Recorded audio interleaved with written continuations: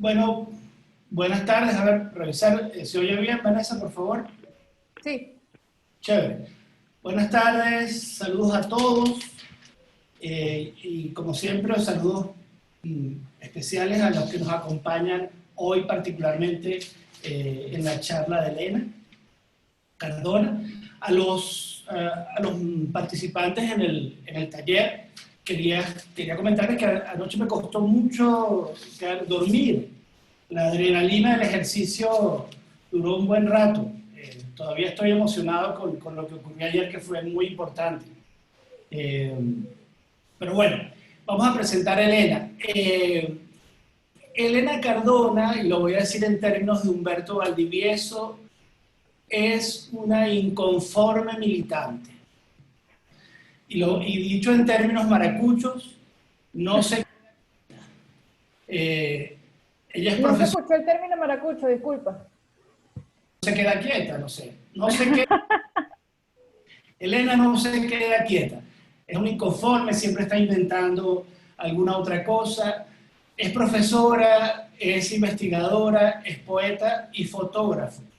Reside actualmente en Riverside, en California, desde allí es la charla, y allí es candidata al doctorado en el Departamento de Estudios Hispánicos de la Universidad de California. Elena se especializa en semiótica visual, pedagogías críticas basadas en el arte y filosofía política, con énfasis en cultura contemporánea, medios digitales y América Latina. Elena se formó en la Escuela de Letras de la Universidad Central y luego se transformó ejerciendo como profesora en Prodiseño. Eh, Allí dictó asignaturas como semiótica, comunicación visual, pero hoy quiero destacar especialmente su trabajo en el taller de tesis, que duró unos 7 años, tiempo en el que Elena sin duda contribuyó a que ese taller de tesis creciera, se enriqueciera, y de alguna manera como ese taller llegó o ayudó a que ese taller llegara a convertirse en el Diplomado de Diseño e Innovación Social, que hoy digamos, forma parte eh, de esta complicidad que hacemos con Ciudad Laboratorio y con el La Voz Ciudadana. Pero bueno, Elena forma parte de la pandilla de Prodiseño, formó parte y sigue formando parte de la pandilla de Prodiseño, y esta charla de hoy es en gran parte producto de esos intercambios y diálogos que se han dado bueno, allá en la escuela. Sin duda, Prodiseño afectó a Elena, pero fue recíproco, o ha sido recíproco. Elena también ha afectado a Prodiseño. Así que, bueno, es un gran placer y con mucho gusto. Elena, adelante, bienvenida. Gracias. Déjame secarme las lagrimitas. Eh, bueno, Ible, yo me siento tremendamente complacida por esta invitación y quiero agradecer muy especialmente a Cheo Carvajal, a Jaime Cruz, que acaba de hacer esa presentación tan sensible y afectiva y tan verdadera, porque yo la siento exactamente así. A Humberto Valdivieso, a Moisés Ramírez y a Vanessa Bendaño por hacer posible estos encuentros, por tramar estas complicidades que nos conectan transnacionalmente. Lo que compartiré con ustedes hoy es parte de un trabajo más extenso y en proceso que transita, como bien dijo Jaime, desde las conexiones de esos afectos y esos efectos que trabajar en Prodiseño, que enseñar y aprender en Prodiseño agenciaron en mí. Y también desde el pensamiento y la práctica de las pedagogías críticas basadas en el arte, que vienen de allí, de mi trabajo en Prodiseño, y de la reflexión desde la filosofía política. En ese sentido, también lo que verán en los ejemplos en particular tienen una delimitación pues bastante acotada en relación a mi corpus de trabajo. Aunque yo he procurado pensar estos ejemplos también en aspectos que pudieran hacer eco en el taller en particular. A ver si lo logro. Ok. Yo quería comenzar, por supuesto, con esta idea de George D.D. Uberman, del filósofo e historiador del arte D.D. Uberman, que afirma que vivimos en una sociedad de clichés y que los clichés no son imágenes de poder, no son imágenes de potencia, sino imágenes de poder, ¿no? Luego los voy a compartir por el chat una vez que salga de la presentación, aunque creo que puedo hacerlo ahora mismo, si esto me lo permite. No, bueno, no voy a enredarlo, se los pongo cuando deje de compartir la pantalla. El video en el que comenta Uberman con un poco más de despliegue esta idea y da ejemplos de imágenes potencia e imágenes capturadas por el poder. Yo voy a dar algunos otros ejemplos, pero me parece que la explicación de Uberman es insustituible. Sin embargo, no quise compartirlo ahora directamente en el video porque es, bueno, por asuntos técnicos. Mi experiencia en esas horas de vuelo en Zoom es que no funciona muy bien los videos compartidos durante la transmisión.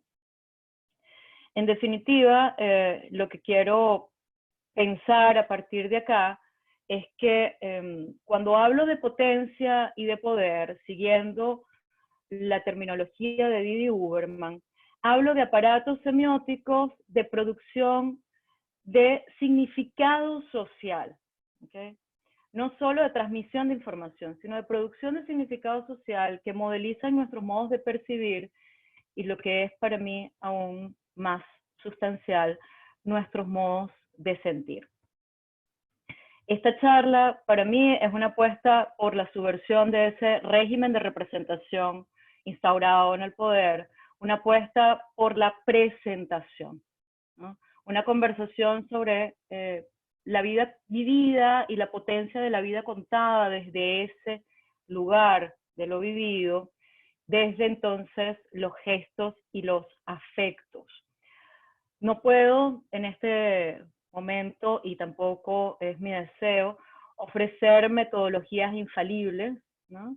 Pero sí quiero compartir con ustedes algunas de las ideas teóricas y visuales que me permiten hoy interrogarme sobre el pensar hacer potencia de las imágenes en eso que yo llamo cartografías vitales. Y espero que también los coloque ustedes en interrogación y en diálogo.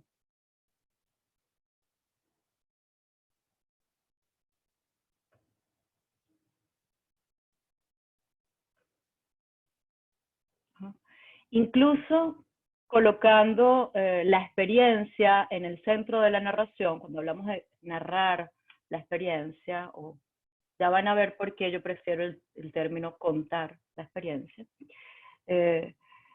incluso colocando la experiencia en el centro de la narración, como origen o como causa de la narración, es tremendamente fácil reproducir los clichés, ¿no? Porque los clichés son signos cerrados que circulan en medios calientes, en ese sentido que McLuhan le atribuye a la expresión, es decir, medios que no invitan a la participación o la interacción en la producción de significado, y menos en la producción de significado social.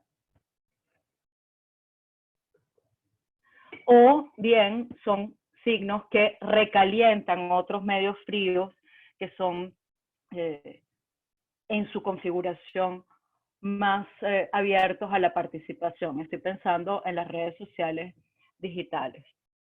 Decía, incluso en colocando la experiencia allí, es muy fácil reproducir los clichés, porque los clichés son pilares fundamentales de las narrativas de poder en las que estamos ya inmersos. nos informan y por tanto informan nuestra percepción del mundo. También podríamos hablar del producto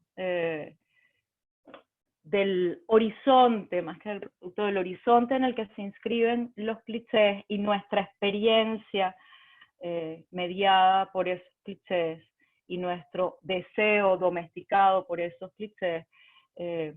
Quizás también podríamos verlo en términos de mapa autoridad, ¿no? Si seguimos parte de la propuesta de Alejandro Reg, que ya me enmendará la plana después, pero que para mí entraba muy en diálogo con todo esto, ¿no? Y propongo pensar este modelo también desde sus operaciones específicas, es decir, los clichés, que bueno, no son las únicas imágenes del poder, pero cristalizan en esa forma. También podríamos hablar del selfie y el meme. Yo hago un trabajo cruzado entre la figura del cliché, las operaciones del selfie y del meme, y en ese sentido podríamos ampliarlo. Yo en este punto voy a quedarme con la categoría de cliché para no extender excesivamente los aspectos conceptuales y la teorización, ¿no? Creo que además todos entendemos muy bien la relación entre el selfie y el meme en nuestras formas cotidianas, aunque tienen sus problematizaciones muy interesantes. Las operaciones que comparten estas tres categorías, clichés, selfies, memes, tienen que ver con procesos semióticos recurrentes en las ideologías de identidad y en las ideologías del lenguaje, y que los autores Irving y Gall reconocen bajo ciertas categorías como procesos semióticos, entre ellos principalmente la iconización, ¿no? Como proceso mediante el cual las características generales se simplifican y se indexan a grupos o actividades sociales que son tomados como representaciones icónicas de toda una clase, una etnia, una nacionalidad, ¿no? Se identifican rasgos mínimos de una comunidad que luego se generalizan como síntesis de identidad bajo el criterio de la semejanza, ¿no? Este tipo de lógica cognitiva actúa cuando se distinguen grupos sociales de específicas comunidades de práctica que se ven por cómo se ven, por su fisonomía, por su vestuario, etc., ¿no? Un ejemplo simplísimo para nosotros podría ser las diferencias, lo que establecemos como diferencias regionales, ¿no? Entre, no sé, aprovechando el comentario de Jaime sobre los maracuchos, bueno, sí, tipificaciones, estereotipaciones entre la maracuchidad y la caraqueñidad, o como queramos.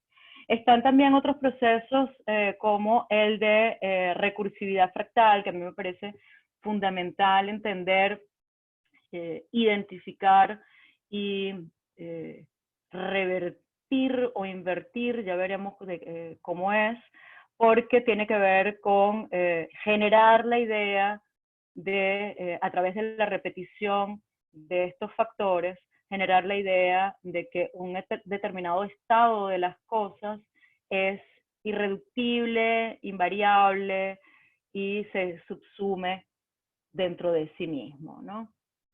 Pero no quiero quedarme en la explicación de estos conceptos, igual cualquiera de ellos puedo desarrollarlo luego si hace falta. Lo que quiero es ir dejando el panorama más amplio, ¿no? Y pensarlo con imágenes, ¿no? Pensemos con imágenes. Creo que no pude pensar en una imagen más internalizada en el imaginario social caraqueño que esa fotografía de El Ávila, ¿no? El paisaje cliché perfecto, que es la fotografía del Ávila, ¿no? la evidencia de la nostalgia de lo natural y de su idealización. Y con eso no digo que no sea importante, que no nos afecte, ¿no? Que no nos convoque, y para nada se trata de un signo débil, es al contrario una imagen de poder. Y a lo que quiero apuntar con esto, para ir contrastando entre poder y potencia, es que es el paisaje del Ávila, por ejemplo, es una institución de la sensorialidad, de la sensibilidad y de los sentimientos. Y es en efecto un cliché que opera por iconización e indexación, o sea, resumimos la identidad nacional en un particular rasgo del paisaje caraqueño, además, ¿no? La problematización sobre el Ávila es muy extensa, yo estoy tratando de provocarlos un poco, es cierto, pero para mí es un símbolo importante dentro de las cartografías de la diáspora, que es parte de lo que yo estoy trabajando, ¿no? La relación entre territorio y duelo desde las narrativas de la diáspora. Diría que es un paisaje que normaliza, que nos aquieta, que nos conforma, en el doble sentido de darnos forma y conformidad, ¿no? Para ir haciendo diálogo también con la charla de Humberto, podría pensar que es quizás lo contrario a lo que un explorador inconforme buscaría, aunque tal vez Humberto no esté tan de acuerdo, pero podemos dialogar. ¿Okay? Frente a ese paisaje cliché, yo pondría el manifiesto, ¿no? Hay que quemar el Ávila. El Ávila es culpable de una metáfora infeliz de Pérez Bonalde, de toda la pintura de Manuel Cabré, de una nefasta literatura contra lo llano, de mucha frase cursi a las 6 de la tarde. Esa última la tenemos por seguro, todos la tenemos. ¿Esto acaso es lo que más me interesa ahorita? El cliché reproduce más cliché, ¿no? Lo que manifiestan en este texto los escritores del Techo de la Ballena, que es un fragmento apenas del elogio de lo cursi y lo pavoso, es esas condiciones destacadas como gesto en su reproductibilidad también, ¿no? El gesto de los escritores del Techo de la Ballena es incendiario, sí, y es a la vez crítico, ¿no? Ironiza nuestro imaginario visual, afectivo, lo cual implica que lo problematiza, pero no para sustituirlo con nuevos símbolos supremos. Ese es como mi punto acá, ¿no? Atención a revocar los clichés para instituir nuevos, ¿no? Para revocar la institución del cliché, es decir, la institución del poder de las imágenes y las imágenes del poder, hay que pensar defectivamente, es decir, desde lo incompleto. Esa es, quizás me estoy anticipando demasiado, pero es parte de mi apuesta, ¿no? Quedarnos con esta idea del incendio y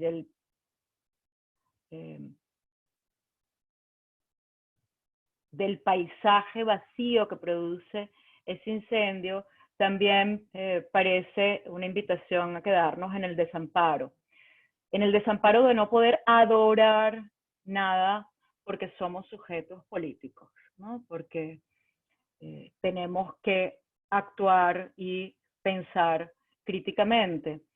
Y eso me hace pensar en la desesperanza, ¿acaso? ¿No? Ayer pensaba en esto de la desesperanza y la esperanza, porque lo mencionaron en el chat del taller, un chat que yo sigo cuidadosamente y en silencio. Y bueno, ya algunos saben sobre todo ahora que veo tantas caras conocidas el día de hoy, que me han escuchado antes, saben que yo voy más por otras armas, ¿no? Contra el temor, pero también contra la esperanza. Un ejemplo más de imágenes de poder para contrastar, ¿ok? Atención acá. He elegido estas imágenes en particular para contrastar luego con otras dos miradas fotográficas, porque son contundentes y fotográficamente impecables. Y no son lo que nos acostumbramos a reconocer como cliché. Es decir, pensamos el cliché como una representación pobre, sin poder de atracción, simple. Al contrario, estas son imágenes de poder, pero porque son imágenes que apelan al espectador desde el presupuesto de unas emociones universales y también desde la retórica formal del discurso dominante de los medios. Una narrativa global articulada en imágenes de poder, imágenes construidas desde la mirada del poder y circuladas en los medios del poder, ¿no? Por tanto, imágenes que en los términos de Didi Huberman quieren tomar el poder y se institucionalizan como verdad desde el espectáculo, ¿no? Dar cuenta de las narrativas de poder en estos términos, acaso es demasiado pretencioso también. Digamos, pretender que voy a poder abarcar toda la retórica del poder. Pero en función de la claridad y del propósito de esta charla, procuro sintetizar y glosar en rasgos muy generales 3 estrategias de representación funcionales de eso que voy llamando narrativas de poder, ¿no? La iconización y la indexicalidad, que las mencioné previamente, las estructuras lineales, ¿no? El encadenar segmentos como unidades semejantes, el buscar la semejanza y la unidad, ¿no? Buscar homogeneizar y por tanto estandarizar también. Es lo que producen las estructuras cerradas y lineales. Y hablando de ese cierre, algo que encuentro como núcleo, ¿no? Como asunto cardinal en las narrativas de poder es la insistencia en las justificaciones de origen y destino, ¿no? A propósito de problematizar este horizonte desde el cual hablamos de las narrativas de poder y problematizarlo desde el pensamiento filosófico y desde el activismo, creo que es fundamental aproximarse a la lectura de la filósofa mexicana transfeminista Sayak Valencia y a eso que ella denomina régimen life y glotaritarismo, ¿no? La idea de cómo vivimos ya no en la sociedad de las imágenes, ya no en el régimen de lo visual, es lo que ella argumenta, sino más específicamente en el régimen life, que es un régimen de la amenaza y del temor, ¿no? Sí, para hablar de cómo nos movemos en relación al temor. Y creo que en tiempos de pandemia esto es probablemente muy claro para todos nosotros, ¿no? ¿De qué estoy hablando entonces cuando hablo de las imágenes potencia?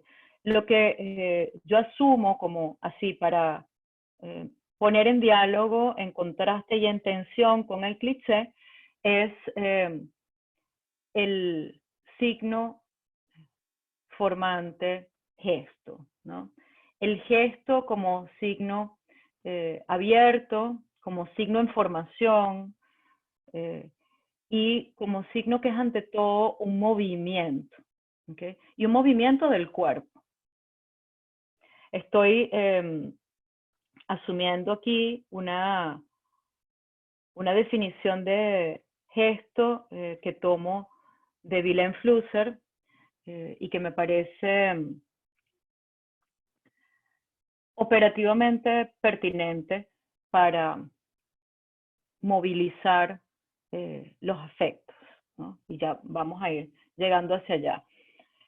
El gesto es un movimiento que está a medio camino entre lo natural y lo cultural, si es que pudiéramos decirlo así, entre lo fisiológico y lo simbólico. Tiene algo de metonimia, de contigüidad, de causalidad, por supuesto, pero es indirecto, lateral, no es, la relación no es lineal, es decir, entre la causa y el gesto que se produce como efecto, ¿no?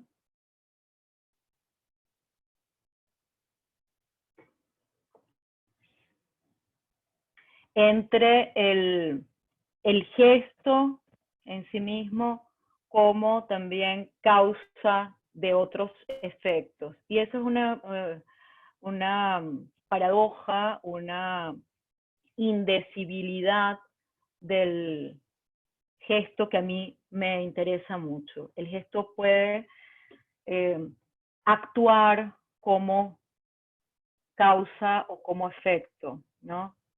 Y movilizar así una semiosis por contacto. Tiene que ver con el contacto y nos devuelve allí, ¿no? Y cuando el gesto, ¿okay?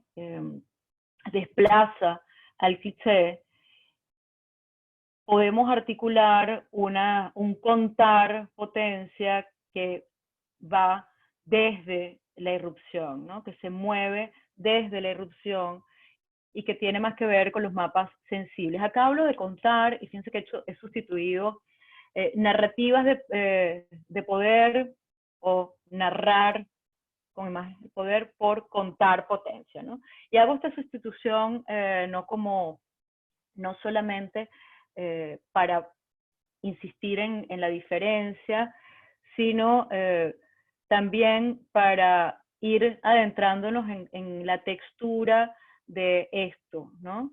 Y es que contar, al menos en español, y aprovecho esto porque no funciona igual en otros idiomas, al menos en español, para nosotros contar tiene muy inmediatamente un pliegue, ¿okay? Que es el de contar cómo relatar algo, y allí es también la narración de algo, pero también contar tiene que ver con enumerarnos, digamos así, y con ponernos a disposición de.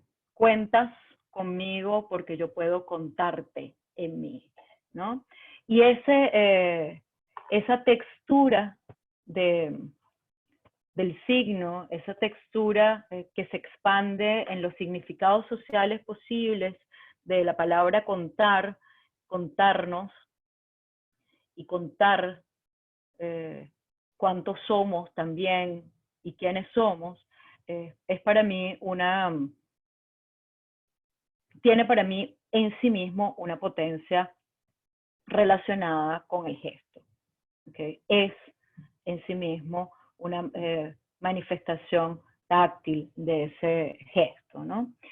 Y aquí entonces yo muevo también la idea general de experiencia, como lo he vivido, la aproximo más a la noción de vivencia en Gadamer, ¿okay? Como aquello que es aprendido y vivido por el individuo, pero también por el grupo, y que se expresa en un sentido común, ¿okay? Que es también una palabra un poco, una expresión un poco peligrosa, me parece, ¿no? La del sentido común, pero podemos volver después sobre eso. Y me interesa también acercarlo a la idea de vida vivida, que implica ya una asunción de eso y una agencia de eso que vamos viviendo, ¿no? Para movernos hacia la movilización de la sensibilidad y del deseo desde allí, hacer pasar el deseo desde allí, como un movimiento del cuerpo o de un instrumento unido a él, para el que no hay ninguna explicación causal satisfactoria, ¿okay? Sino acordamientos posibles. Y ese acordamiento es nuestra forma de acordarnos en el mundo y la forma en que el mundo, los otros, acuerdan. ¿Okay? Este es otro ejemplo de video que creo que no va a funcionar bien. Solo díganme si lo están escuchando y viendo en movimiento o no. Lo vemos, pero no lo escuchamos. Oh, Como un stop motion. ok. Pues es fracaso de la presentación que lo vean así, definitivamente. Lo siento. Lo que iba a decir sobre esa imagen no tiene ningún sentido sin el sonido, pero bueno, les paso el link después. Esa es una imagen en la que yo veo claramente el gesto contra el cliché, es así ya literalizado, encarnado, ¿no? La potencia del gesto sin causa frente a hacia la personificación del poder. Hay una cosa acá muy clara, que es la personificación en ambos aspectos, y por eso hablo también del movimiento entre personificación y encarnar, ¿no? Pero en este caso, a mí lo que más me interesaba, bueno, me sigue interesando, pero ustedes no lo van a poder notar, lo siento, es que la imagen enfrenta ese conflicto, esa tensión, pero no se trata solamente de eso, sino de la relación con quien ve y del movimiento de quien ve situado en ese movimiento, ¿okay? De quien ve situado en la tensión y en la afrenta, que es también un gesto, ¿no? Es una relación de estar inmersos y tocados por la realidad, y eso se logra por el lugar en el que está colocado quien mira y por el lugar desde el cual inserta, ¿no? Deja una permeabilidad entre el adentro y el afuera de la imagen a través del sonido. Por eso les decía que es un fracaso para, para mi explicación, que ustedes no lo puedan escuchar, ¿no? Así que me voy a la siguiente imagen, porque también pone en conflicto esta situación, ¿no? Y es que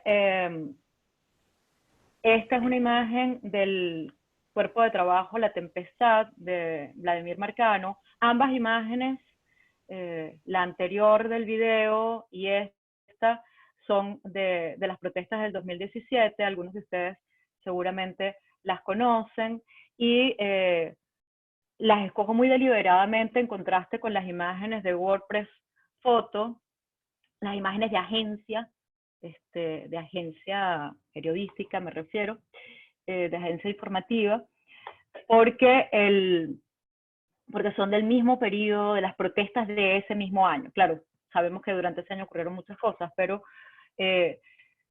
las narrativas que asumen son bastante distintas. Y en esta imagen con la que abre, es un relato, ese cuerpo de trabajo de Vladimir Marcano está tal cual estructurado como relato, y en tanto abre el relato con esta imagen, que es una imagen grandilocuente, que es una imagen que sugiere la idea de gesta heroica también, ¿no?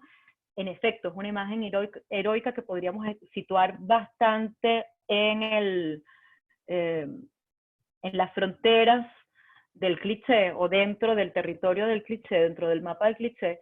Y sin embargo, Vladimir Marcano cierra el relato visual. Era muy extenso presentárselos todos. Además, tampoco me interesa la idea aquí de linealidad. Lo que quiero es que vean que cerrar ese relato con esta imagen como un muro agujereado, sucio, la imposibilidad de lectura, en la que aparece el nombre del país en letras pequeñas, casi legibles, como quien señala la huella de una nación agotada en el discurso, en el imaginario, pero también en las prácticas políticas, es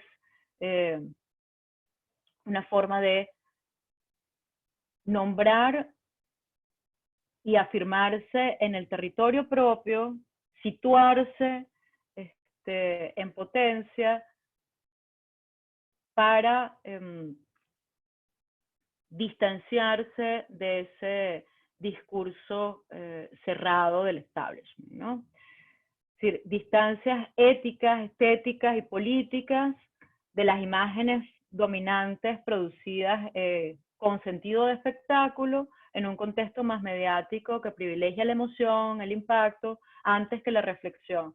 En ese sentido, parte de este trabajo implica que las narrativas subyacentes en las imágenes de Gabriel Osorio y de Vladimir Marcano y de otros fotógrafos de ese periodo, pero estos son para mí los ejemplos más emblemáticos, confeccionan contramensajes no subordinados al establishment visual, ¿no? Mientras que las imágenes de Barreto o del nadador del WordPress Photo están insertas en ese establishment, ¿no? Reproducen ese establishment visual. ¿Okay? Bueno, para ir ya aterrizando esto en el gesto, ¿okay? en la relación entre el gesto y la afección, solo quería ir marcando la relación, ¿no? Entre cómo el gesto moviliza efectos en el otro, ¿no? Y también esos efectos tienen que ver con un contacto de un cuerpo con otro cuerpo, de una imagen con otra imagen. Y con la pregunta sobre qué pasa con el cuerpo y qué no pasa ya por el cuerpo. Por dónde o por cuál medio estamos haciendo pasar el deseo en la experiencia, ¿no? Y todo signo es siempre un efecto, pero un afecto tiene que ver con la huella que un cuerpo deja sobre otro, con el estado de un cuerpo en tanto que padece la acción de otro, ¿no? Y por eso me muevo de la idea, digamos, para mí se cristaliza esa idea del afecto y el efecto a través de la afección, ¿no? Como efecto instantáneo de un cuerpo sobre mi cuerpo, que tiene un efecto sobre mi propia duración, sobre el placer o sobre el dolor o sobre la dicha, sobre la tristeza. Se trata de pasos o de venires, de subidas y de caídas, en definitiva de variaciones continuas de la potencia de vida, ¿no? ¿Cómo operamos ese contar y contarnos? Porque para mí este contar desde el gesto y el afecto es siempre un contarnos, ¿no? ¿Cómo operamos esto? ¿Cuáles son en términos de operaciones para contar, ¿no? Voy a ir pasando algunos ejemplos, pero creo que es fundamental y se aproximan a las búsquedas del taller, la idea, la operación de volver a ver lo adyacente, ¿no? Que es mucho de lo que ustedes han estado haciendo. De dejarse sorprender, actuar desde la serendipia, ¿no? Desde el hallazgo. Pero, y esto es fundamental, de ese hallazgo de la vida cotidiana, desprender la anécdota, es decir, sustraernos de la anécdota, no reproducir simplemente la anécdota, sino profundizar o enfatizar, acentuar el efecto de esa anécdota en nosotros, ¿no? Mucho de lo que del trabajo que tiene que ver con contar desde la experiencia, también se mueve desde lo adyacente, desde ese volver a ver lo adyacente hasta la ritualización, que es fundamental para crear esa idea que nos cuente, ¿no? Otra de las operaciones que yo noto muy claramente es la de desrealizar la realidad, ¿no? Aproximarnos desde otro lugar, en el que la materialidad de la realidad es sustraída en virtud de comunicar sensiblemente el efecto de esa realidad en mí, que se traduce luego como afecto en otros, ¿no? Es como una realidad afectada, es parte de lo que estoy diciendo, ¿no? Otro ejemplo que a mí me parece importante es el de intervenir en los materiales, crear capas de tiempo y de espacio, ¿no? Crear un lugar otro, ¿okay?, en el que se materializa la metáfora de eso que estamos comunicando, ¿no? En este caso, eso es lo que yo estoy llamando efectuar, es decir, convertir en efecto lo que yo percibo, ¿okay?, o imagino o creo. En este caso, el ejemplo de todo el trabajo que está haciendo Wendy Estrella como reinterpretación del álbum familiar y por tanto representación de la memoria y de la forma de entendernos en el pasado como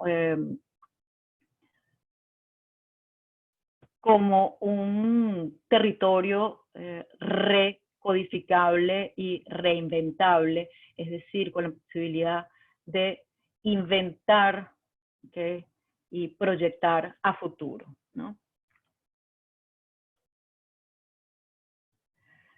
Otras formas de efectuar y de intervenir tienen que ver con así, literalizar en la materia, ¿no?, en los referentes de la materia, lo vivido como experiencia. El trabajo de Gabriela Gamboa, en ese sentido, en relación al paisaje como búsqueda. También acá hay algo importante que es el proceso, el asumir esa intervención como proceso incesante y no como destino, ¿no? De los trabajos que yo más, que me parecen más destacables para esta idea de contar en potencia y que se acercan verdaderamente a lo que yo diría implica una autoinvención de sí mismo y un insertarse en ese espacio y afectar el entorno desde el gesto del afecto, es parte del trabajo que está haciendo Fabiola Ferrero y de toda una red con la que ella está conectada en diálogo, una red de fotógrafos y de artistas con los que podemos aproximarnos a esta idea. Ya antes estaba trabajando desde la experiencia de la diáspora, pero ahora también del confinamiento y la pandemia. Y parte de lo que yo veo en ese trabajo que coincide plenamente con mi idea de la potencia es la necesidad de poner en diálogo lo diferente, de no actuar por semejanza, sino por diferencia, ¿no? El relato de poder pone junto lo semejante, el relato, la imagen potencia, pone en diálogo lo diferente, ¿ok? Historias propias y ajenas, niveles distintos de abstracción, la insistencia en lo cotidiano, ¿no? O, en casos todavía más extremos, la puesta en diálogo de dos abstracciones, dos desrealizaciones de la materia que se convierten en metáfora inesperada. Ya es sí una estrategia muy completa, ¿no? La idea de la metáfora inesperada, ¿no?, que establece unas relaciones inéditas, o mejor dicho, establece y pone en evidencia para nosotros unas relaciones inéditas. ¿Okay? Podríamos ver muchos más ejemplos de esto, pero quiero ir aproximándome hacia el final, hacia una suerte de primera síntesis, de las operaciones, porque quisiera que también pudiéramos dialogar un poco o que pueda haber, si hay preguntas o, digamos, quejas al respecto, reclamos, pero también en relación a que podamos pasar de la conceptualización, ¿no? Ejemplos en los que volver a ver lo adyacente implica también desmembrar o invertir y un hacer material, ¿no? En el que vemos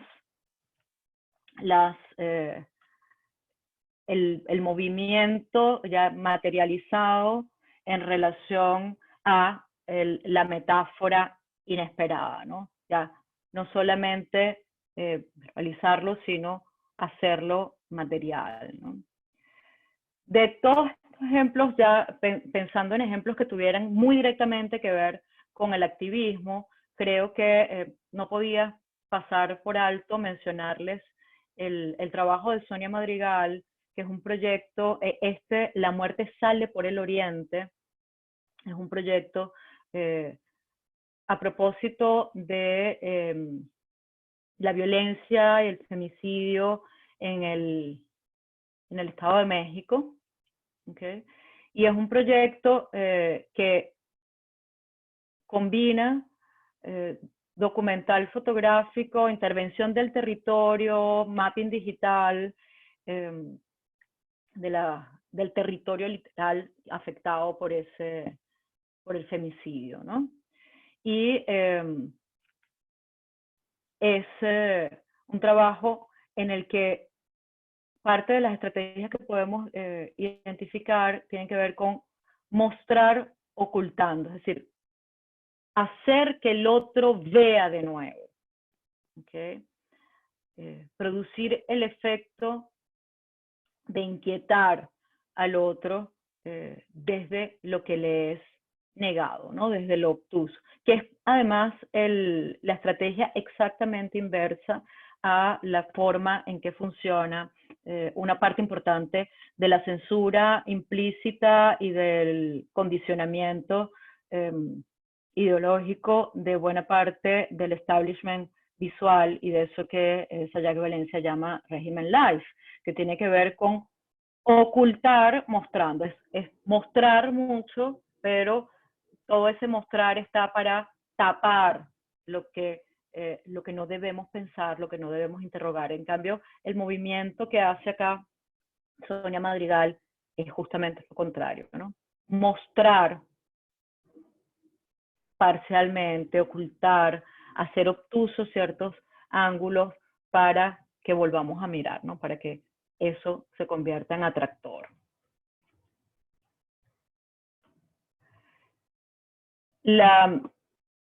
Cierro con, me aproximo al cierre con esta referencia de María Sellarés, porque conecta con esta idea de la vida vivida y porque quería que tuvieran también una referencia desde la escritura y no solamente desde la práctica fotográfica o de las artes plásticas o de la intervención urbana, ¿no? Y un factor fundamental de este trabajo es que está hecho precisamente desde la vida vivida como acto de resistencia protagónico, ¿no? En el que los testimonios de las mujeres se expresan desde el orgasmo, desde la relación entre el cuerpo y la tierra. Y creo que también allí hay un tramado sensible, importante, que subyace en la sexualidad, ¿no? Y que es también un tema muy capitalizado por las narrativas de poder, ¿no? Y otra forma de contar también en esos efectos tiene que ver con la crónica. Si yo pudiera pensar en cuál es si tuviéramos que elegir un género en relación a este contarnos, creo que yo hablaría de una suerte de crónica poética, ¿no? De la crónica que recuerda e inventa, ¿no? Y desde ese lugar que vuelve a la memoria para reinvertirla en una nueva relación con la otredad, ¿no? Desde la niñez y desde la juventud, pensar los procesos formativos como instituyentes, como fuerza instituyente de la nostredad, que es el término que utilizaría Marlene Guayar, pues me parecía fundamental también dejarles, para los que no la conozcan, la referencia del trabajo de Marlene Guayar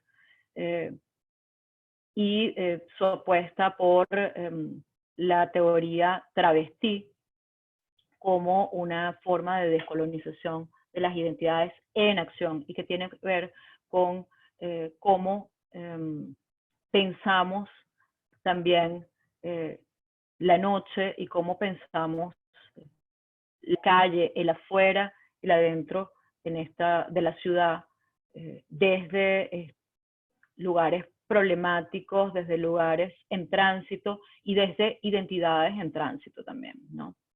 O identidades travestí, para decirlo más en los términos de Guayar, porque tiene que ver con la pluralidad y la multiplicidad trans, ¿no?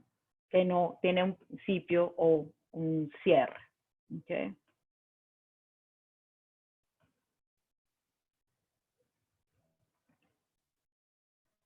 Así los voy dejando con más que un modelo, capas que se conectan, ¿no? La vida vivida con el acontecer, ¿no? El acontecer como algo que es siempre, que acaba de suceder o que va a suceder, pero que no está nunca en el término acabado, ¿no? Sino que es un flujo de tiempo y de espacio. Y también con la idea de que el gesto, ¿okay? Del gesto afecto, ha de combinarse con el hacer cuerpo afuera, ¿no?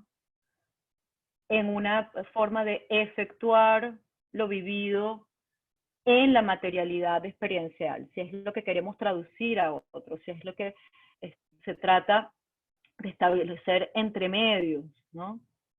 En los que hacer pasar el deseo a otro cuerpo. ¿Okay?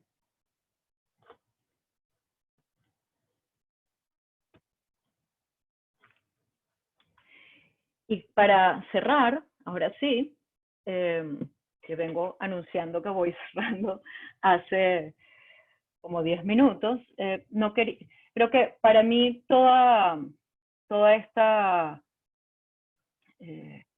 multiplicidad heterogénea de conexiones, de mapas que cartografían, trazan nuevos paisajes y nuevos cuerpos en el paisaje y nuevos paisajes en el cuerpo, tiene que ver con la elección de una experiencia, contar, ¿no? Si para contar la experiencia hay que asumir una experiencia que es en sí mismo contarse y hacerse desde la autopoiesis, ¿no? Para mí es un concepto bastante olvidado en los últimos años y pero necesario para entender estas prácticas, que es el concepto de autopoiesis de Maturana y Varela, como condición de existencia de los seres vivos en la continua producción de sí mismos, ¿no? No estoy tratando de reinsertar un paradigma biológico o de lo natural, de lo puramente orgánico, pero me interesa fundamentalmente la idea y la acción de producirnos a nosotros mismos, ¿no? Como expansión del horizonte en el que somos capaces de desterritorializarnos y reterritorializarnos en otra experiencia, no como adaptación precisamente, sino en un sentido poético, diría, utilizaría el término de Cohen, que es en un sentido involutivo, ir contra la evolución, ir contra la adaptabilidad. ¿Okay? En esto, podríamos decir, estoy en línea con Humberto, ¿no? Imaginar, es decir, hacer imagen de la realidad factual, pero también de una realidad infieri, de una realidad que estamos haciendo y que estamos construyendo como memoria futura, ¿okay? Que es no parte de mi apuesta, ¿no? Para poder transformar las experiencias posibles. ¿Okay? Hacer memoria futura es fundamental para poder transformar las experiencias posibles, porque es lo que configura nuestras expectativas sobre esa experiencia, sobre lo que somos capaces de desear, ¿okay? Y lo que debemos aspirar en la vida vivida, ¿no? Creo que las narrativas puestas así, ¿okay? Nos permiten una... ¿qué es lo que produce desde el cuerpo un contar gesto, ¿no? Es una agencia ético, política, poética, crítica, ¿no? Que digamos, nos desprende del consumo despolitizado, en efecto propone un consumo y una producción politizado, y realza el diálogo, la escucha y la polifonía, no desde la idea de una heterogeneidad domesticada, sino desde la idea de la apertura, ¿no? Y creo que con esto podemos cerrar para que podamos dialogar un poco precisamente, ¿no?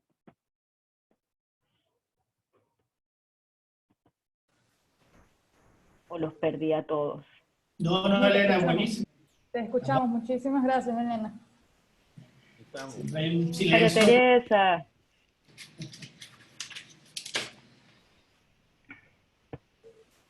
A ver,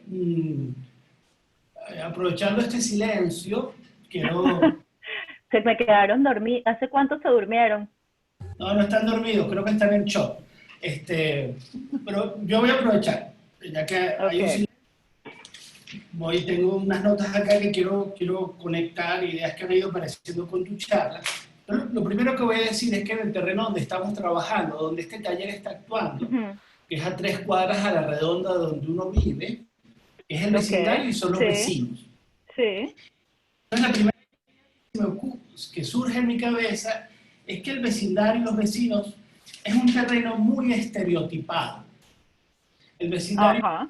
puede ser un territorio lleno de clichés, donde hay un comportamiento muy, digamos, acordado, estereotipado, porque, a ver, porque creo que tenemos miedos. Nos da mucho miedo desordene a nuestro vecindario y que nuestra intimidad o nuestra vida cotidiana se vea afectada en un territorio. Entonces, bueno, ahí acordamos muchos clichés y muchos quizás estereotipos. Bueno, vivimos allí en esos estereotipos. Y bueno, y todo este confinamiento nos ha hecho como decir, bueno, los rituales han cambiado, los rituales del vecindario Sí. bueno, hay un disturbio, digo, se han disparatado. Pero, ok, ¿y cuál es la idea? La idea es que en este taller estamos buscando acciones, y la acción es un gesto. Y yo quisiera entonces, esa acción que los participantes de este taller van a realizar es una acción que es un gesto, de alguna manera para romper los clichés del vecindario, para generar gestos frescos, reacciones. Es decir, si yo pensando en lo que Cheva notaba ayer, porque ayer hicimos un ejercicio de generar ideas, buscando ideas nuevas, y es clarísimo que en esas ideas, las ideas cliché no funcionan, porque me parece, el vecindario, los vecinos a los que queremos sorprender, queremos hacer que reaccionen, queremos que interactúen, bueno, tienden a resistirse, es como un territorio Claro. unos acuerdos cerrados. Y pareciera que la idea es lograr gestos que abran, que desconcierten, no gestos que cierren digamos, repitan los clichés. Por eso es tan importante la búsqueda de ideas frescas para hacer, voy a cerrar allí porque esta intervención está muy larga, en la idea del boceto, lo que se va a hacer es una acción, esa acción de alguna manera es un prototipo de algo que es potencial. O sea, la acción, el prototipo, no va a resolver las cosas, pero va a demostrar una potencialidad, una potencia de cosas que se podrían hacer. Y solo se van a poder quizás medir si producen efectos inesperados, sorprendentes, en los clichés y en los estereotipos del vecindario. Eso no es una pregunta, sino es como una conexión que me gustaría que Hiciste toda dialogaras la con nosotros. traducción de charla para A el eso va, taller. siguiendo como la pregunta de Alejandro que quedó sonando. ¿Y ahora qué vamos a hacer? Ya, te dejo. Sí, no, solo me quedo pensando, gracias Jaime, porque, claro, tú puedes hacer la membrana entre la charla y las discusiones que han tenido en el taller, porque, bueno, además vienes de esa discusión, de esa tormenta perfecta ayer, si no me equivoco, y, ¿Sí? y puedes leer lo que han estado haciendo, ¿no? Yo me quedo pensando en el tema de la vecindad, ¿no? De lo que es vecino, de, y de que están trabajando desde esa adyacencia precisamente, ¿no? Y, y ahí hay algo para mí interesante que tiene que ver con la vecindad de las cosas y de las personas. También implica un contacto y una proximidad, pero al mismo tiempo una ajenidad.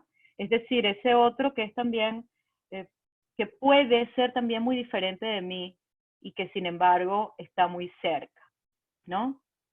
Y con el cual, bueno, si este es el caso de lo que están haciendo, yo estoy tratando de establecer alianzas, ¿no? De crear formas o mover formas de solidaridad en el sentido más inmediato del término, sin la carga, vamos a decir, caritativa que eso puede tener, sino como hacernos solidarios los unos con los otros, ¿no? Y sobre eso, por supuesto que pienso que hay muchísimos clichés, que hay muchas ideas preconcebidas acerca de la bondad del ser vecino, ¿no? Pero también hay mucho que desconocemos y creo que lo primero está en esa observación. Lo que pasa es que esa fase ya ustedes la han vivido, ¿no? Ya ustedes han estado en esa observación y reconocimiento del inmediato y creo que además han hecho una labor interesantísima con la producción de todos esos mapas iniciales, el mapa de la memoria, el mapa de lo sensible, que es parte de una, ya es en sí mismo una metodología de trabajo. Yo me preguntaría, porque no conozco todos los mapas, que si hay nodos que lograron identificar de aquello que les afecta en esas relaciones de vecindad, como para ir más puntualmente, ¿no? Pero también les diría que hay un sentido común que suele funcionar mucho más de lo que uno espera y sobre todo mucho más de lo que uno confía, y es la idea de lo familiar. ¿Okay?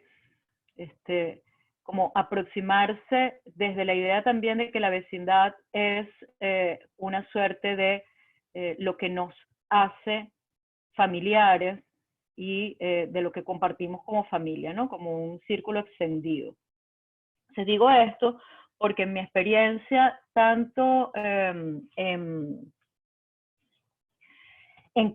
las clases de muy diversas materias, es decir, pero pensándolo como dinámica pedagógica, pero también en talleres de creación y en ámbitos de trabajo vecinal, lo que inmediatamente ha funcionado de la manera más sorprendente para mí e infalible es insertar en ese contar la experiencia de lo familiar, es decir, de la familia. Inmediatamente moviliza al otro que escucha, como situarse en la experiencia personal y de la familia. No sé si me siguen en esto. Sí. Chévere, buenísimo. Bien, ¿me escuchan? Sí, Sí, Vanessa. Sofía quiere hacer Vanessa. una pregunta, Elena, Sofía quiere hacerte una pregunta y luego sigue Cheo y Moisés. Ok, escucho. Hola, ¿se me escucha? Hola. Ah, Sí. bueno, la primera pregunta que yo tenía son como dos cosas. Era qué diferencia tienes tú para lo que es el cliché y lo que es la representación social. Para lo que es el El cliché. cliché y la Ajá. representación social. Y la representación social, dijiste. Ajá, sí. Perdón, es que no escuchaba bien. Ok. Me dijiste, esa es tu pregunta. ¿Qué diferencia hago yo entre el cliché y la representación social? Ajá, Cuando dices representación social, ¿te refieres a aquellas formas en las que se representan los grupos? sí, y básicamente también las ideas. O sea, lo que desde la psicología social se tiene Ok. de las ideas que existen en los grupos y que al final terminan conformando los imaginarios. Sí. Sí, lo que pasa es que, fíjate, allí, más que diferencias, yo diría que hay una suerte de continuum entre el cliché. Lo que pasa es que el cliché no es un signo que podamos colocar solamente, por ejemplo, en la representación social o solamente del lado de los imaginarios, ¿no? Sociales. Lo Claro. que pasa es que los imaginarios sociales están informados, permeados por muchas otras fuentes, ¿no? Pero diría que más que establecer una diferencia, los clichés, o tal como yo lo estoy colocando acá en este momento, los clichés son una herramienta en la construcción de las representaciones sociales. Claro, ok. Se configuran, es un cierto modo de representar los significados sociales y yo diría muy específicamente las identidades de las comunidades de práctica, de las comunidades de nacionales, es decir, de las representaciones sociales de grupos de distintas naturalezas. No sé Claro. si me explico con esto. Es decir, el cliché es más el resultado de la operación de simplificar, iconizar e indexar valores generales entendidos desde la semejanza.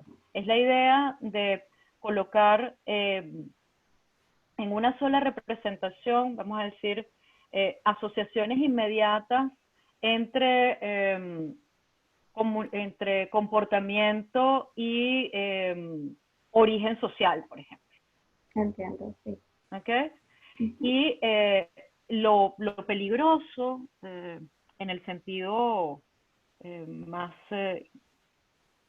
político, para decirlo de este modo, es que el cliché es una imagen que, como está simplificada, es fácilmente consumible, es decir, la identificamos y nos quedamos con ella, ¿no? Sí, vamos hacia el estereotipo, ¿no? O sea, son Exacto, cosas que se consumen fácil. exacto.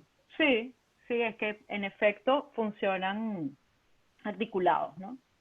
Claro. Sí.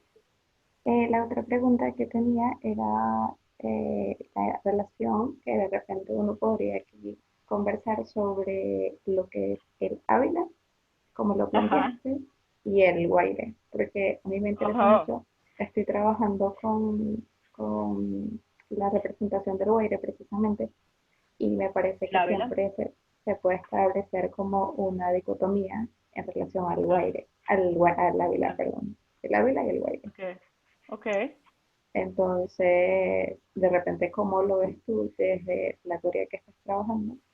Y así Sí, pues, y también como para generar eh, quizás que las otras personas que están dentro de la reunión también piensen como en su perspectiva del Guaire. muy bien. Me quedo pensando, seguro han visto muchas referencias, además del trabajo, vamos a decir, de la aproximación directa al Guaire, ¿no?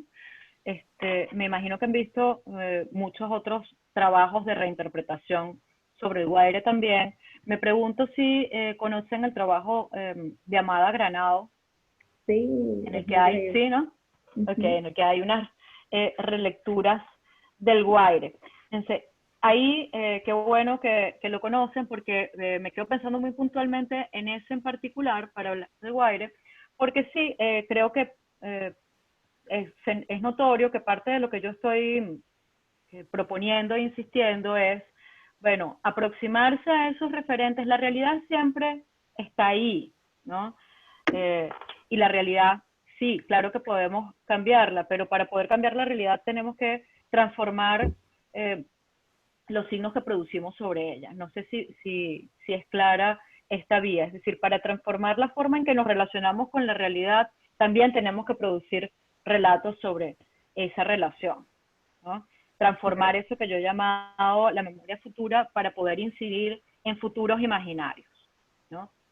Y cómo vivimos ese lugar, sea el Ávila o sea el Guaire, ¿no?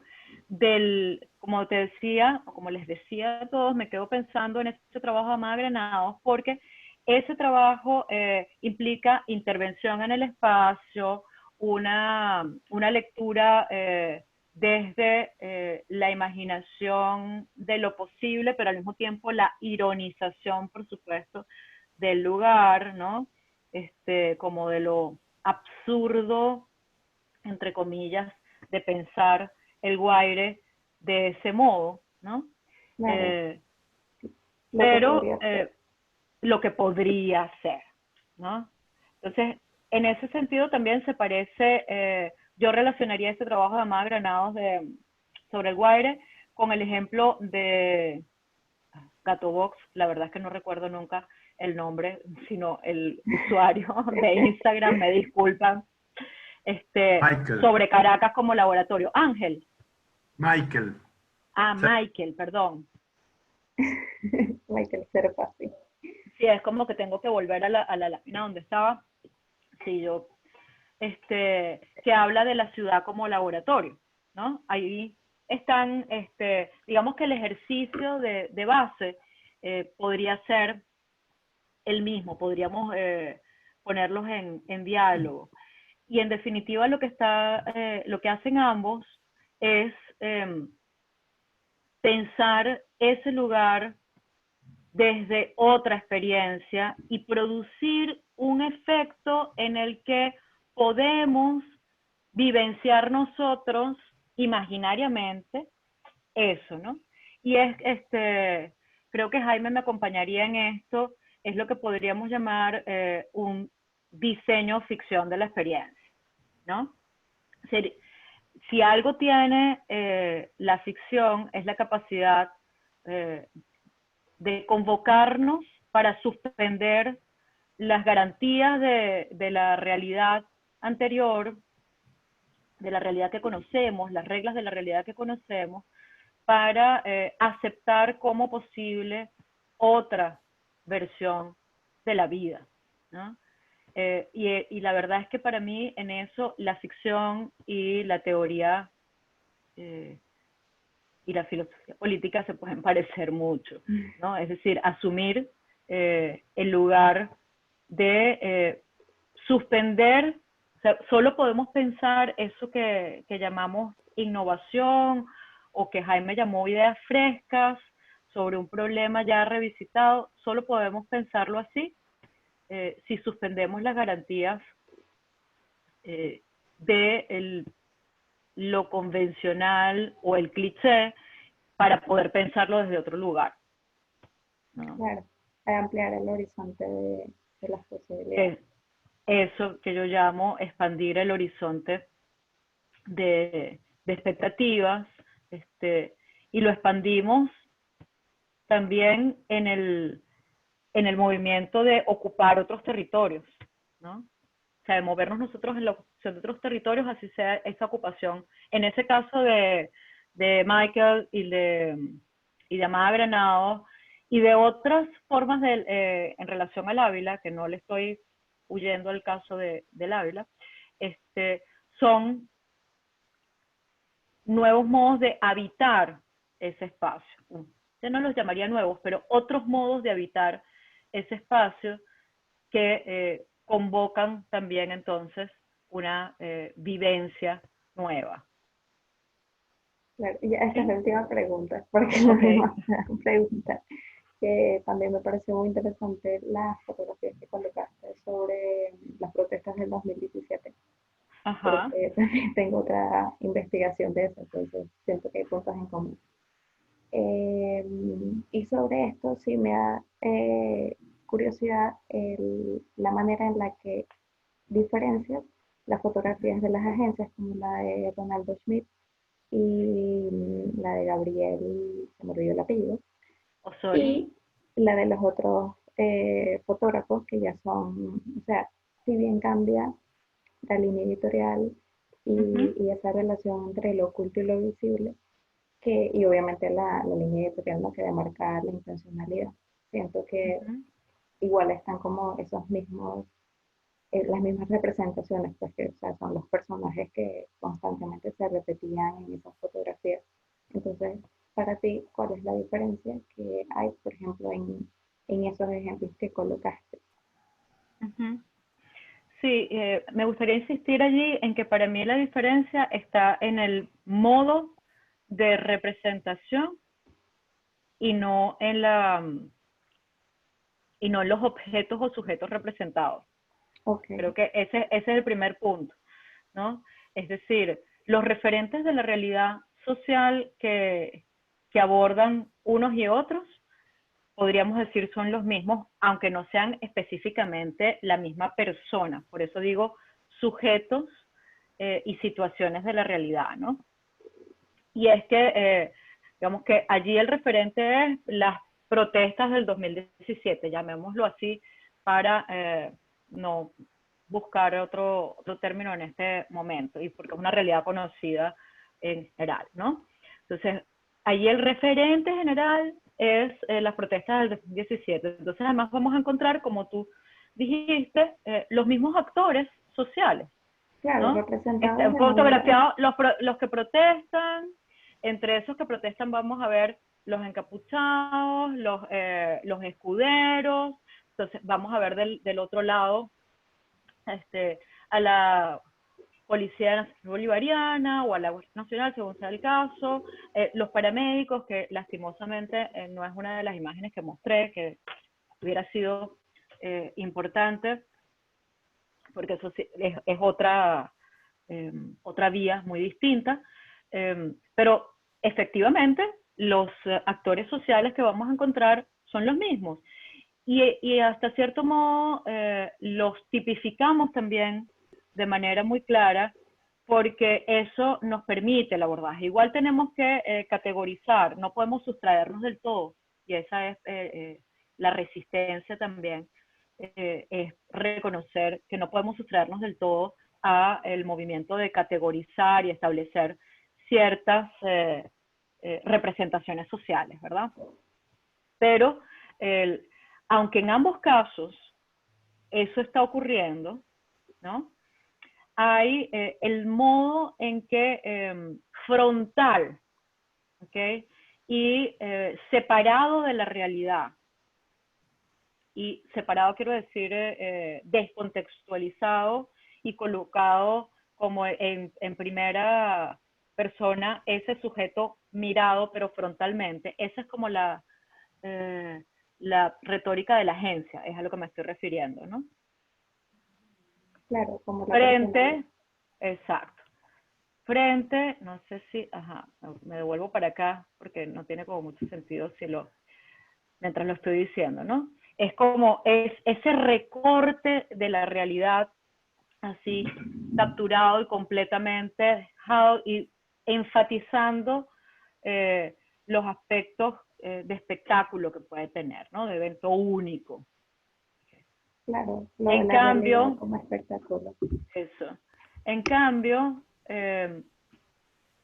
estas otras imágenes, en particular, fíjate, esta de Vladimir Marcano tiene un comportamiento semejante, es decir, hay un gesto heroico, ¿no? Una postura, perdón, no un gesto, sino una postura heroica que ahí no viene del fotógrafo, viene del actor social, del protestante, vamos a llamarlo así, del que protesta, porque el protestante nos invita a pensar en otra cosa, del que protesta, ¿verdad? Claro. Pero aquí lo que hace diferencia en aquel caso o en este, que también hay una cosa como el valor heroico del muchacho que va y le escupe al uniformado, ¿no? Pero aquí el asunto es desde dónde se está mirando, ¿no? Se está mirando así, en medio de la situación, pero lateralmente, se es testigo, pero también estás en la situación de correr, se mueve en torno a los sujetos, digo, el fotógrafo se mueve en torno a los sujetos, se aproxima, ¿no? Y establece otro tipo de relaciones con el contexto. Le da unos anclajes distintos al contexto, que son anclajes que pueden producir un roce en nosotros que llamaríamos afección. Y claro, y cambia la manera deriva afecto, ¿no?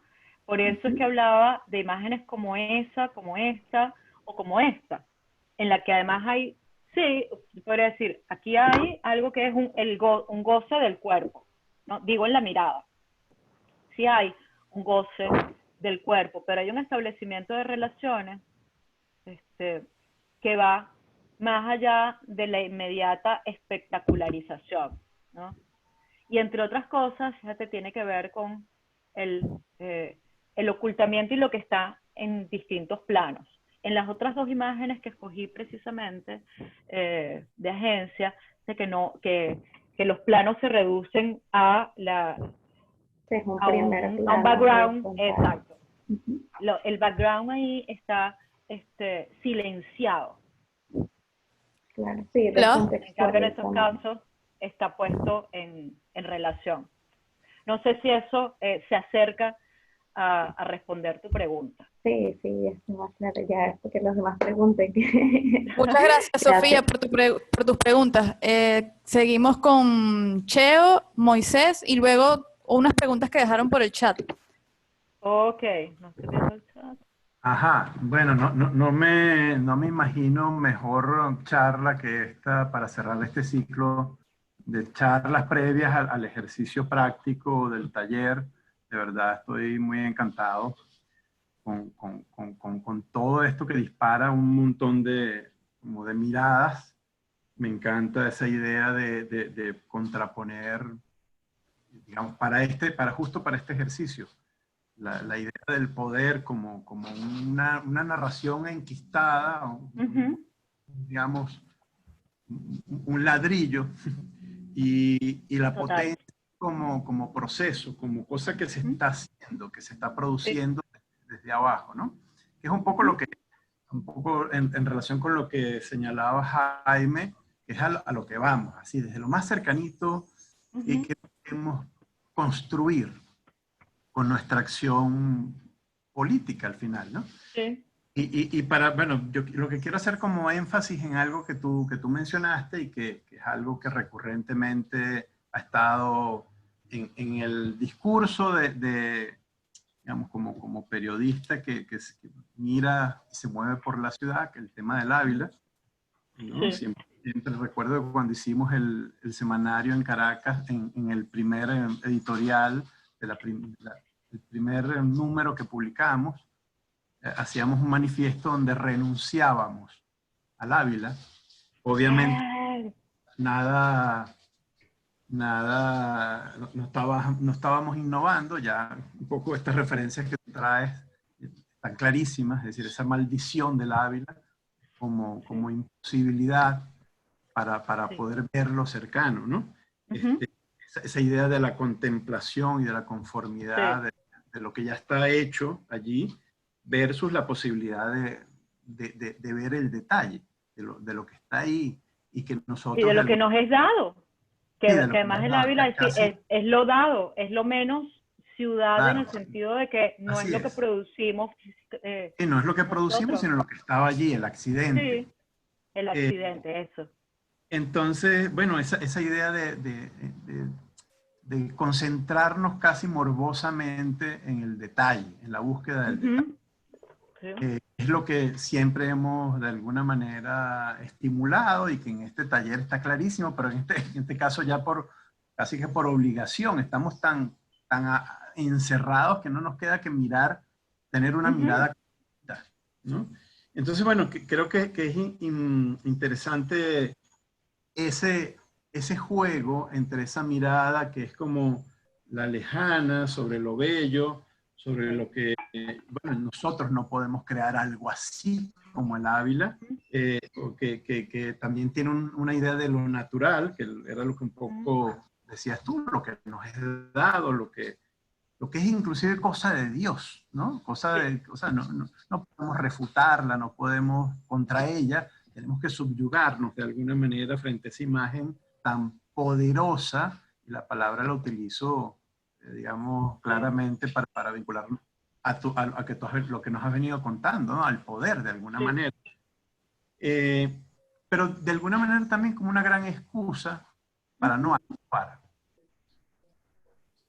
Porque lo que está allí al final es lo que nos redime y lo que nos salva, pero todos sabemos que no es cierto. Y entonces, bueno, vernos obligados quizá por primera vez, bueno, no la primera vez, ha habido otros momentos en esta ciudad en que nos hemos tenido que concentrar en lo muy cercano.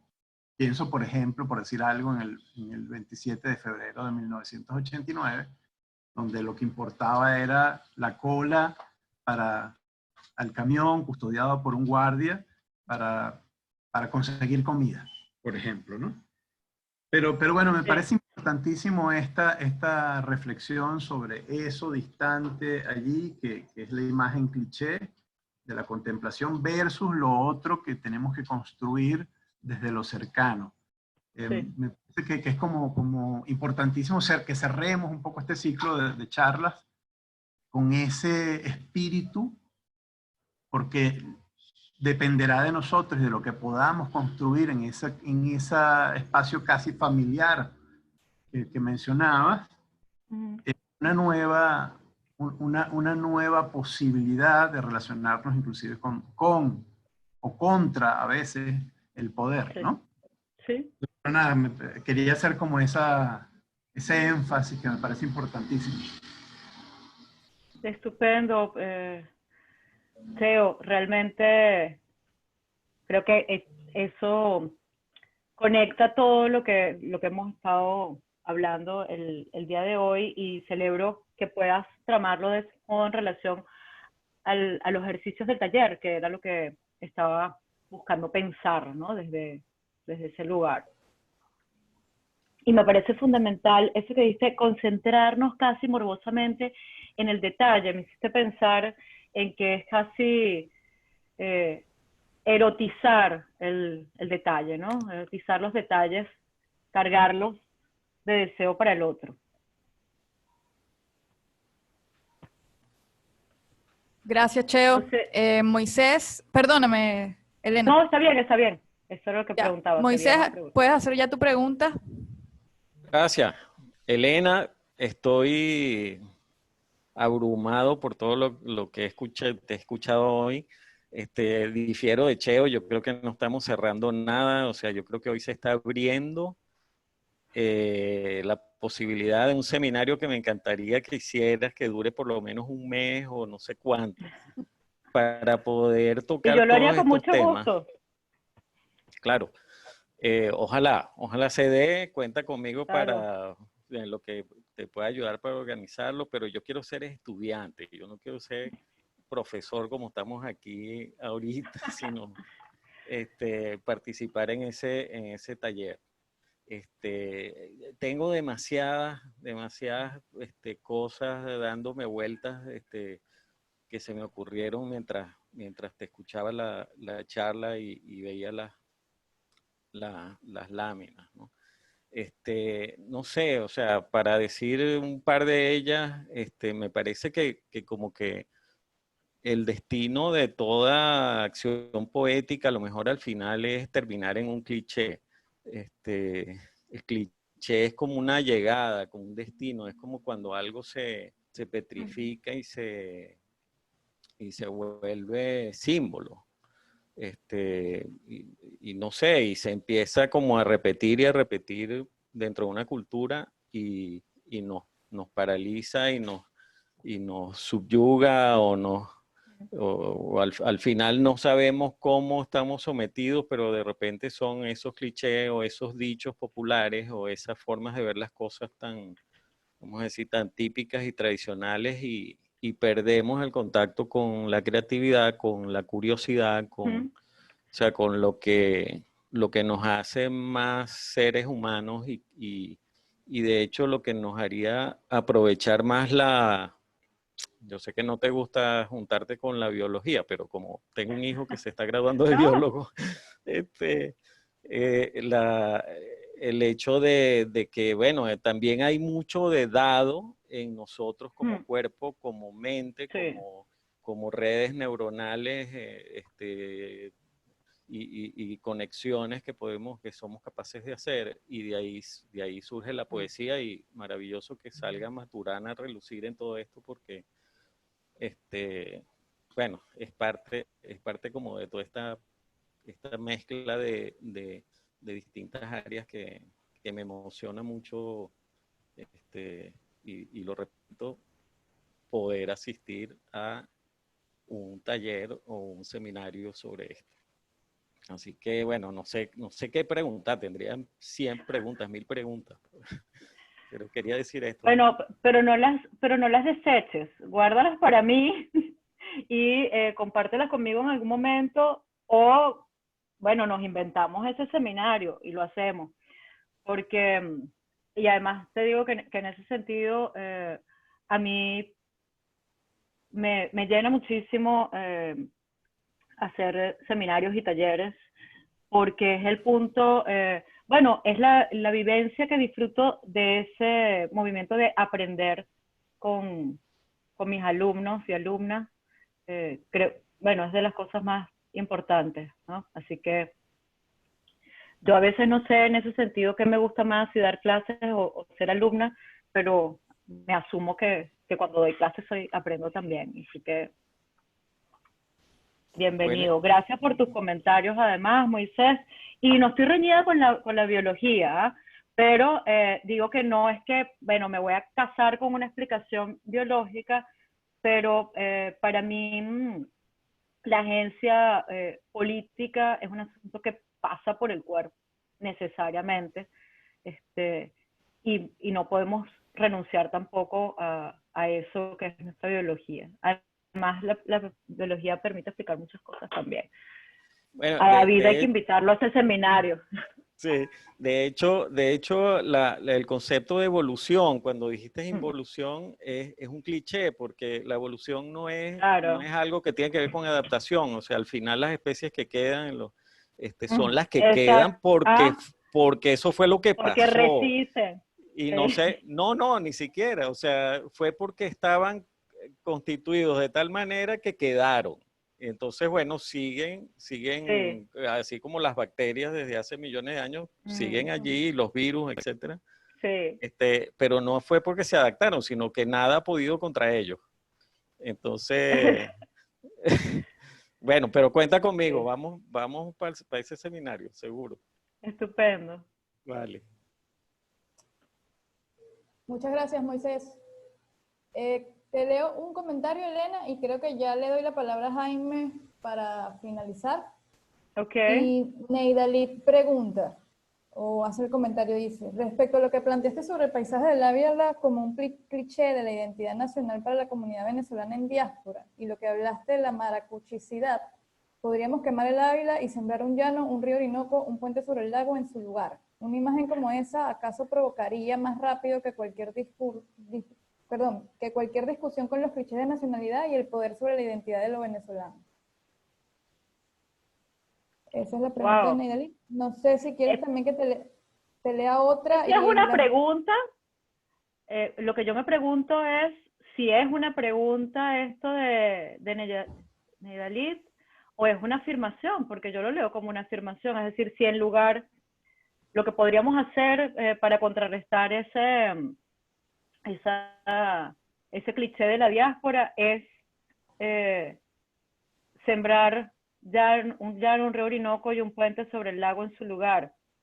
O sea, por eso digo que no lo veo como una pregunta, sino como una afirmación que está haciendo, como una apuesta, ¿no? Incendiario, sí. Ok.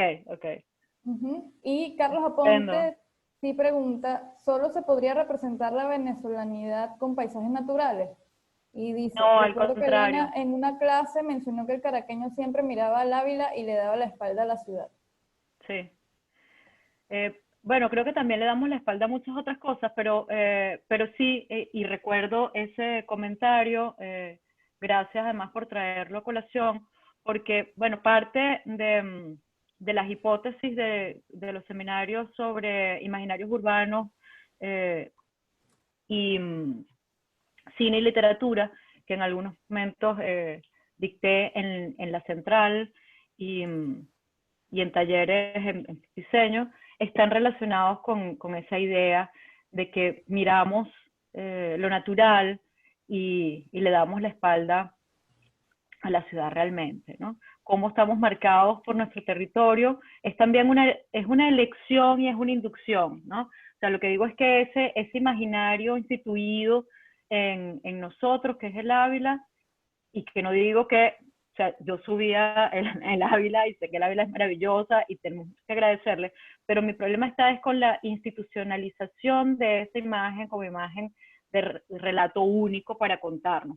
Al contrario, yo creo que yo no apuesto por los relatos nacionales del todo, sobre todo me pone en alerta el riesgo de que los relatos nacionales se vuelvan relatos nacionalistas y en alerta incluso de que todo relato de identidad puede derivar, está en riesgo de derivar nacionalismo, ¿no?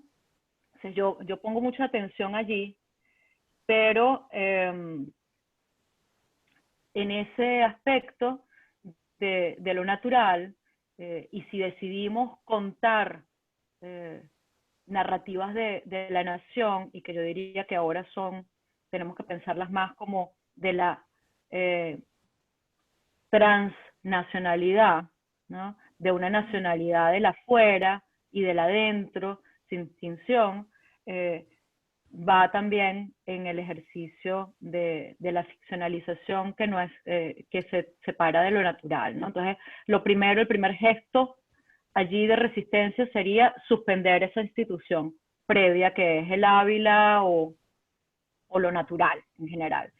Y sí, para apoyar la idea de la maracuchidad, que a Jaime a lo mejor le va a gustar, pues bueno, frente al Ávila, el puente sobre el lago, no el lago, el puente sobre el lago. Bueno, pero no queremos cambiar, perdón Vanessa, no queremos cambiar un cliché por otro cliché. Creo que eso es importante. También. Muy bien, funcionó la charla. Sí, y ya por último, Alejandro Rey pide la palabra. Ay. Alejandro. Hola, Elena, ¿me oyen? Te oigo, Alejandro. ¿Qué tal? Vale, bueno, estoy feliz de haberte escuchado, la verdad. Por la diferencia horaria, esto es bien tarde acá, pero la verdad es que sabía que iba a valer la pena y así fue, y me encanta escucharte contando todo esto. Hay tantas cosas en lo que has contado con las que me quedo que no puedo realmente comentarlas haciéndole justicia ni a la mitad de lo que has dicho, y además me tengo que quedar con ellas para digerirlas y después que las sigamos conversando, ¿no? Entonces voy a ceñirme a una sola cosa, además para poder tratar de hacer una conexión con las cosas que yo había dicho antes y que pudieran ser además útiles para lo que están haciendo con el taller, ¿no? Y en ese sentido, bueno, me toca decir que estoy totalmente en desacuerdo y que hablo desde el cliché de un amante del Ávila. Es muy interesante cuando empezaste con esa imagen, porque yo hace una semana, con suerte, publiqué un trozo de un texto mío en recuerdo in memoriam a la muerte en Facebook, a la muerte de José Rafael García, que fue el tipo que... el fundador de la reforestación en Venezuela, del sistema de parques nacionales venezolanos en buena medida también, además el tipo que reforestó las laderas del Ávila. Entonces, básicamente, el texto que ponía, que es un trozo de un libro sobre parques nacionales venezolanos, el cual escribo, decía como cualquier caraqueño enamorado del Ávila, como siempre, que lo tiene como referencia, como todas esas cosas que tú decías, digamos, como ese espacio de lo natural que nos rescata, que nos separa, etcétera, etcétera, puede no saber que todo eso es obra del hombre. O sea, todos los bosques del Ávila son obra humana. Son este señor y José Rafael Horta, junto con un montón de obreros que pudieron contratar al inicio de la democracia, lo que hicieron fue reforestar todas las vertientes del Ávila que vemos, precisamente hasta los 600 metros, supongamos, que habían estado destruidas y gamelotizadas y montificadas durante siglos de sobreexplotación maderera. El Ávila era un sitio de carboneros, básicamente, ¿no? Y eso fue desde hace mucho. En el momento en que llegaron, de hecho, los españoles al valle, los estudios palinológicos te dicen que ya el Ávila estaba muy sabanizado por el uso forestal indígena. Entonces, el hecho de pensar que es una obra humana, esa creación de verde, y que ese Ávila es un paisaje natural, es una cosa que decía ahí en ese texto, es muy inspiradora, pero que por otro lado, el Ávila tiene sentido para nosotros los carangueños en la medida en que subir desde el Topo Gueren hasta pasar las Toyotas es un esfuerzo como los que pocas veces puede hacer un caminante, que cruzar desde el oriental hasta Galipán en tantos días, quedándote a dormir con suerte una noche en el camino, es una experiencia que ningún caraqueño debería perderse, que a la vez es un Ávila muy distinto el que ves desde Katia y el que no. Y en fin, cuentas de estos que tienen que ver con mi propia relación con el Ávila. Yo hice una exposición sobre el Ávila en la parte más alta del Ávila, donde tú hacías un ABC del Ávila, tocabas un gran mural del Ávila y diferentes palabras claves del Ávila. ¿Qué es lo que ocurre? Entonces, lo que quiero decir con esto no es nada más cuestionar lo que decías, porque creo que esto es totalmente complementario, no lo contradice, sino que es que precisamente tenemos del Ávila, la imagen cliché del Ávila, diríamos que la construcción social del Ávila estereotipada, es aquella en la cual lo vemos como un mapa distante, y en la medida en que es un mapa que podemos construir con nuestra experiencia y caminarlo y conocerlo y meternos adentro de él con nuestro cuerpo, a partir de ahí nuestro mapa proceso, que es lo que yo decía la vez pasada, nuestro mapa vivo deja de ser esa imagen distante, y que lo que querríamos es poder construir afeccionar, utilizando ese juego de palabras que a ti te gustan todo el tiempo, hacer, digamos, agenciarnos un afecto con ese espacio que termina involucrándonos a nosotros directamente, ¿no? Entonces, que cada una de estas cosas son al fin y al cabo dependientes de tu propia toma de partido, de tu propia... Existen esas imágenes en las que tú hablas como contrapuestas y nos permiten ordenar la realidad, pero al mismo tiempo podemos intervenirlas para cambiarlas todo el tiempo, que creo que es un poco lo que tú también decías, ¿no? Sí, coincido plenamente con lo que estás diciendo, y celebro que hayas hecho ese comentario porque no he leído tu texto y ahora lo quiero leer, y porque justamente habla de la diferencia. O sea, yo leo en tu comentario además la diferencia entre la imagen cliché producida, ese mapa distante y fijo, ¿no? Instituido. Pieza de poder, digamos. Exacto, pieza de poder que es distinto de la vivencia del Ávila en realidad.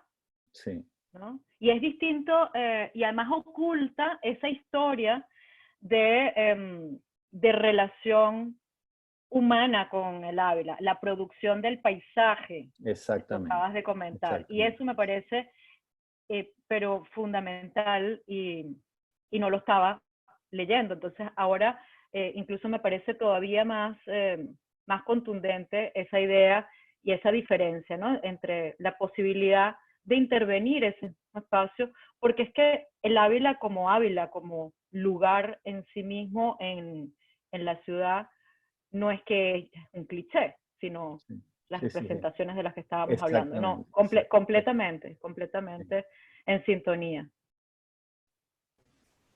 Muchas gracias por tu Alejandro. comentario. Perfecto, no, gracias a ti. Y bueno, ahora sí, para finalizar, Elena, Humberto quiere la palabra también y luego le damos la palabra a Jaime. Okay. Hola Elena, ¿cómo estás? Hola Humberto, un gusto verte. Bueno, no verte, escucharte. Encantadísimo de escucharte, maravillosa como siempre. Tremenda charla. Yo me quedé pensando en una sola cosa que después conecté al final también. Maravilloso, con la idea de cómo el derecho a la ficción, ¿no? Y el derecho a indagar y a ficcionalizar, indagando los espacios de la realidad. Y pensaba, en algún momento que tú hablaste sobre el tiempo, pensé en la idea de que al final siempre podemos imaginar también y ficcionalizar incluso qué pasado queremos tener, y en eso pues transformarlo. Luego lo conecté al final cuando estaba todo este tema interesante del Ávila y de los clichés y de estos espacios que se convierten, que bueno, está lodado, como tú lo dices, pero bueno, también lo que se construye como cliché en esas estabilizaciones de la ciudad que a veces terminan con ganas de uno de incendiarlas también. Yo soy habitante de La Pastora, sin dejar de reconocer el valor histórico que esto pueda tener. Pues a mí el tema de las esquinas de Caracas me parece una pesadilla y yo lo incendiaría también, ¿no? Y trataría de que me parecería extraordinario si cada 5 años la gente cambiara el nombre de las esquinas de Caracas. Pero bueno, en todo caso, simplemente estaba pensando en esta idea subversiva de la ficción como parte de nuestra aproximación a la realidad, y lo relacionado, por supuesto, con todo eso maravilloso que tú estás diciendo. Me parece una buena apuesta, Humberto, quemar las esquinas. No, mentira. Van a decir que toda la charla incendiaria aquí. Pero sí, a ver, te sigo en la... Bueno, hay gente en el chat que dice que está de acuerdo contigo. Bueno, hay gente aplaudiendo el proyecto de la quema y de cambiar las esquinas de Caracas. Sí, bueno, creo que es la asunción del poder de reinventarnos, ¿no? Y de transformar la realidad, que en ese sentido es que lo estamos apuntando. Y creo que es válido. No sé si entre lo que tú quieres quemar y lo que yo quiero quemar nos queda algo de ciudad, pero creo que podemos hacer pactos también. Siempre nos va a quedar una nueva, y eso es lo más importante. Bueno, exacto, eso. Gracias, Humberto. Gracias, Humberto. Jaime. Chévere. Oye, Elena, maravilloso. Voy a cerrar un momento, pero antes quiero hacer, aprovechando, es maravilloso que estén reunidos hoy viernes, al final de esta semana, los 3 invitados especiales, Elena Cardona sí. y Humberto Valdivieso, y quiero agradecerle especialmente a los 3, wow, esa generosidad y esa charla que nos han compartido. Ha sido una semana fantástica. Pero además... ¿Aló? Te perdí. Jaime, te perdimos. Aquí estoy. Ahora sí. Además, quería... Aquí estoy. Quería invitarlos, comprometerlos en vivo, delante de los miembros, de los participantes, comprometerlos a un momento final en que ustedes nos van a ayudar a darle feedback a esas acciones que los participantes van a hacer. Es decir, me parecería, absurdo que ustedes hayan hecho estas charlas, estas interacciones y no vean y no puedan comentar los resultados finales. Así que están comprometidos y ya los participantes del curso saben que Elena, Alejandro y Humberto al final van a comentar amorosamente y generosamente igual los resultados de sus acciones. Y bueno, nada, yo quería hacer un cierre porque esta semana ha sido fantástica, hilando 3 cosas. Alejandro preguntaba, bueno, ¿qué hacer?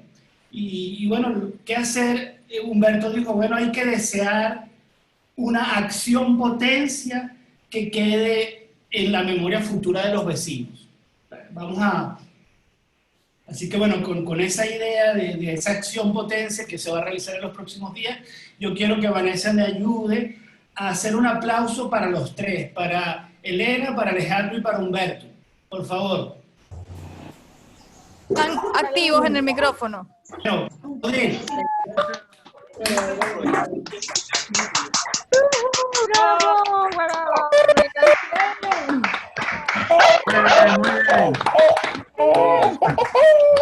Muy bien. Gracias. Están comprometidos, como dijo Jaime.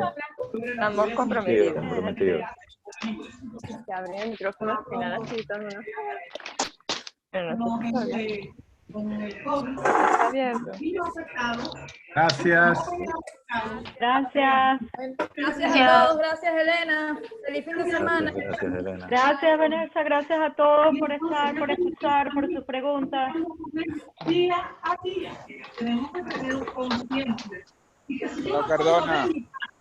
esta pandemia se va a extender